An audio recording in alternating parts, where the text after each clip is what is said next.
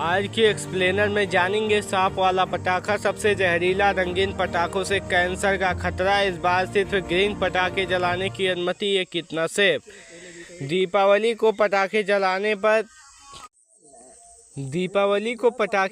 पर हर साल लंबी डेबिट होती है। इस बार सुप्रीम कोर्ट ने कुछ शर्तों के साथ दिल्ली एनसीआर में ग्रीन पटाखे बेचने और फोड़ने की इजाज़त दे दी है। यूपी, बिहार, गुजरात, कर्नाटक समेत कई राज्यों ने भी पटाखों पर गाइडलाइन जारी की है। इस दीपावली देश में पटाखों पर कहां पाबंदी और कहां छूट, पटाखे कैसे फैलते हैं, प्रदूषण और ये ग्रीन पटाखे क्या होते हैं, जानेंगे आज के एक्सप्लेनर में। इस दीपावली आप पटाखे जला सकते हैं या नहीं, पटाखों में धमाका और रोशनी के पीछे साइंस क्या है, पटाखे जलाने से कैसा और कितना प्रदूषण होता है, पटाखों के प्रदूषण से क्या नुकसान होता है, यह ग्रीन पटाखे क्या है, कब से शुरू हुए, क्या ग्रीन पटाखे वाकई प्रदूषण कम करते हैं, क्या दीपावली पर ग्रीन पटाखों की सप्लाई हो पाएगी, दिल्ली के अलावा देश में दीपावली पर कितना प्रदूषण।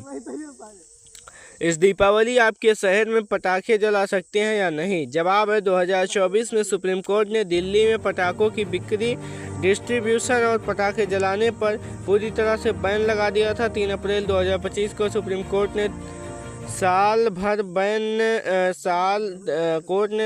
भर बैन लागू रखने की बात कही। 12 सितंबर को सीजीआई बीआई गवई और जस्टिस विनोद चंदन की बेंच ने यह भी कहा कि पटाखों पर पूरे देश में बैन लगाना चाहिए।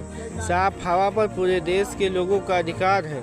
26 सितंबर को सुप्रीम कोर्ट ने ग्रीन पटाखे बनाने और बिक्री की इजाज़त मांगने वाली याचिकाओं पर सुनवाई करते हुए कहा कि पटाखों पर पूरी तरह बैन लगाने के इस इंडस्ट्री पर अवैध रूप से पटाखे बेचने वाले माफिया का कंट्रोल हो जाएगा। इसके बाद 10 अक्टूबर 2025 को सुप्रीम कोर्ट और 15 अक्टूबर को कुछ शर्तों के साथ ग्रीन पटाखों की बिक्री चलाने की मंजूरी दे दी है। 18 से 21 अक्टूबर तक सुबह 6 बजे से 7 बजे, रात तक 8 बजे से 10 बजे ही तय जगहों पर ग्रीन पटाखे चला सकेंगे। 15 अक्टूबर से 21 अक्टूबर तक तय जगहों पर सिर्फ सर्टिफाइड कंपनियों के बने पटाखे बिकेंगे। ई-कॉमर्स वेबसाइट पर पटाखों की बिक्री बैन रहेगी। सिर्फ क्यूआर कोड वाले पटाखे ही बेचे जाएंगे। पुलिस की टीमें ये देखेंगी कि सिर्फ सर्टिफाइड कंपनी पटाखे बेचे और प्रतिबंधित पटाखों की बिक्री न हो। देश के सभी राज्यों में दिल्ली को लेकर सुप्रीम कोर्ट के आदेश, नेशनल ग्रीन ट्रिब्यूनल या राज्यों के प्रदूषण नियंत्रण बोर्ड के निर्देशों के तहत सिर्फ ग्रीन पटाखे चलाने की छूट दी है। दीपावली और छठ के दिन पटाखे चलाने का समय भी तय किया गया है। दिल्ली एनसीआर में आने वाले उत्तर प्रदेश के 8 जिले मेरठ, गाजियाबाद, गौतम बुद्ध नगर, नोएडा, बुलंदशहर, हापुड़, बागपत, शामली और मुजफ्फरनगर में सिर्फ ग्रीन पटाखे चलाने की परमिशन है। बाकी शहरों में स्थानीय प्रशासन ने पटाखों की बिक्री वगैरह को लेकर नियम बनाए। हरियाणा, दिल्ली एनसीआर में आने वाले हरियाणा के 14 जिले में सिर्फ ग्रीन पटाखे चलाने की परमिशन है। बीते साल बिहार, पटना, गया जैसे बड़े शहरों में पटाखों पर पूरी तरह बैन लगा दिया गया था। इस बार इन शहरों में ग्रीन पटाखे चलाने की छूट है।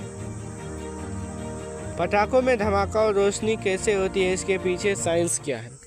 पटाखों में 4 तरह के केमिकल का इस्तेमाल होता है जिनके अलग अलग फंक्शनल हैं। पहला है ऑक्सीडाइजर।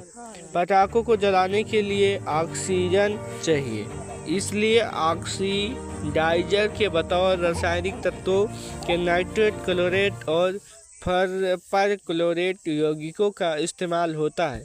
ये जलने पर ऑक्सीजन पैदा करते हैं जो पटाखों का बारूद जलाने के लिए ज़रूरी होता है। बारूद, पटाखों में तेज धमाका करने के लिए बारूद या गन पाउडर जरूरी है। इस पाउडर की खोज के पीछे एक रोचक कहानी है। दरअसल 9वीं शताब्दी में चीन में तांग राजवंश के शासन के दौरान कुछ रसायन शास्त्री अमर करने वाली औषधि बनाने की कोशिश कर रहे थे। उन्होंने गलती से पोटेशियम नाइट्रेट, सल्फर और चारकोल को आपस में मिला दिया, जिससे तेज धमाका हुआ। अमरता की दवाई तो नहीं बनी, लेकिन धमाका करने वाले बारूद की खोज हो गई। इसी से चीन में सबसे पहले बारूद वाली तोपों का आविष्कार हुआ। 13वीं शताब्दी में मंगोलों के बाद यूरोप और बाकी दुनिया में भी बारूद वाले हथियार बनने लगे। यही बारूद आज भी पटाखों में इस्तेमाल किया जाता है। इसमें 75% पोटेशियम नाइट्रेट, 15% चारकोल, 10% सल्फर होता है। रंग वाले केमिकल धमाकों में तेज आवाज़ के साथ रंग भी होते हैं। इसके लिए कुछ तत्वों के यौगिक मिलाए जाते हैं। हरे रंग के लिए बेरिलियम, पीले रंग के लिए सोडियम, सफ़ेद रंग के लिए एल्युमिनियम, नीले रंग के लिए तांबा और लाल रंग के लिए स्टासिम के यौगिक मिलाए जाते हैं। बाइंडर्स पटाखों के इन सभी कंपाउंड को एक साथ रखने के लिए बाइंडर्स के तौर पर स्टार्च, मक्के या गेहूं के स्टार्च से बने डेक्सटिन वगैरह के पेस्ट का इस्तेमाल किया जाता है। कुछ खास पटाखों में गम, अरेबिक जैसे नेचुरल रेजिन भी मिलाए जाते हैं। इन्हीं 4 कंपाउंड को अलग अलग कंपोजिशन यानी अनुपात में मिलाकर अलग अलग साइज और शेप के कागज़ या खोल में पैक किया जाता है, जिन्हें हम चक्री, अनार, रॉकेट वगैरह कहते हैं। इनमें कुछ केमिकल भी मिलाए जाते हैं जिससे रंग, आवाज़ और अलग अलग तरह की रोशनी होती है। यानी कंपोजिशन का काम सावधानी से ना हो तो उड़ाने वाला रॉकेट फुस हो सकता है, अनार रोशनी करने के बजाय दग सकता है।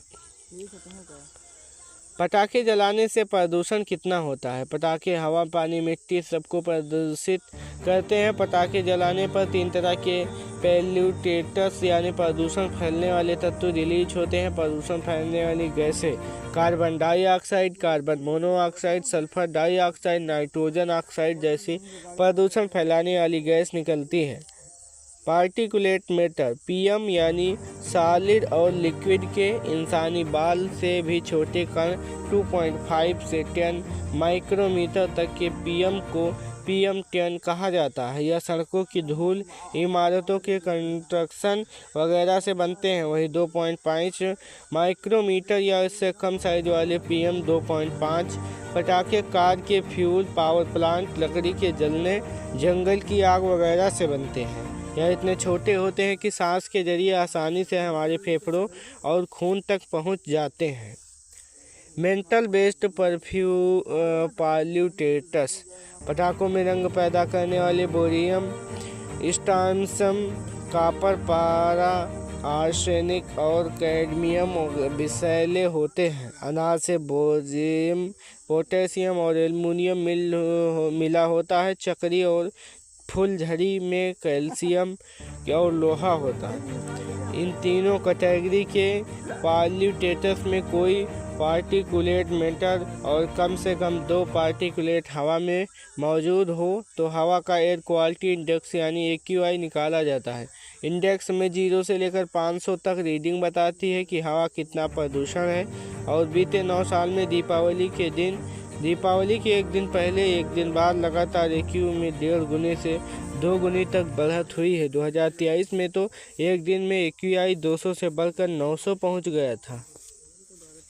पटाखों के प्रदूषण से क्या नुकसान होता है? जब आप पटाखे जलाने पर हवा में घुलने वाले प्रदूषण शरीर को कई तरह से नुकसान पहुंचाते हैं। बोरियम फेफड़ों और सांस की दिक्कत, स्किन एलर्जी और कैंसर तक का खतरा होता है। सल्फर गैस सांस नली और फेफड़ों से चिपक कर संक्रमण और दूसरी बीमारियां फैलाने का खतरा है।